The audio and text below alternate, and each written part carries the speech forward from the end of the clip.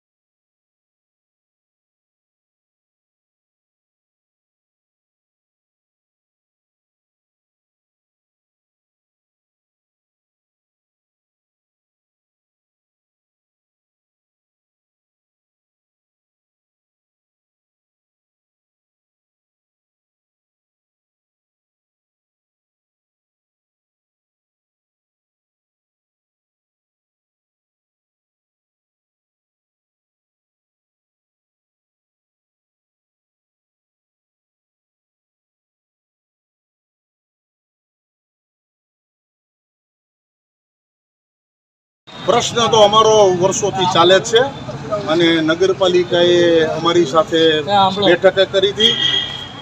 16/10/2023ના રોજ અમારે એમની સાથે સમાધાન થયું હતું અને નગરપાલિકા અને લાગતા વળગતા લોકો સાથે બેઠક થઈ હતી। એમાં કીધું હતું કે તમે જે નામ આપો એ નામની યાદી અમે બનાવશું અને જેટલા કેસોદાન રાખશું। 8 કલાકની નોકરી અને 9,000નો પગાર। પણ મારે તમારા માધ્યમથી નગરપાલિકા કલેક્ટર સાહેબ, નગરપાલિકા નિયામક શ્રી અને ગુજરાત સરકારના કાન અને મગજને ખોલવા માટેની હું એક સ્પષ્ટ વાત કરું છું કે આ બધી વાત અમે શહેરી વિકાસ સચિવ શ્રી પુરી સાહેબને, પટેલ સાહેબને, જે તે લાગતા વળગતા જે બધા હતા એ બધાની સાથે મારે વાત છે કે જે તે વખતે તમારો કોન્ટ્રાક્ટ અપાતો હતો ત્યારે એ કોન્ટ્રાક્ટમાં 20 લાખ કે 40 લાખ કે જેટલા લાખનો દેવાતો હોય એટલે અમે એને કીધું કે ભાઈ તમારા આ કોન્ટ્રાક્ટમાં જે 20 લાખ 40 લાખનું બિલ છે અમને તમે 20 લાખ રૂપિયા આપો, અમે તમારું ગામ સાફસૂફ કરાવી દઈએ।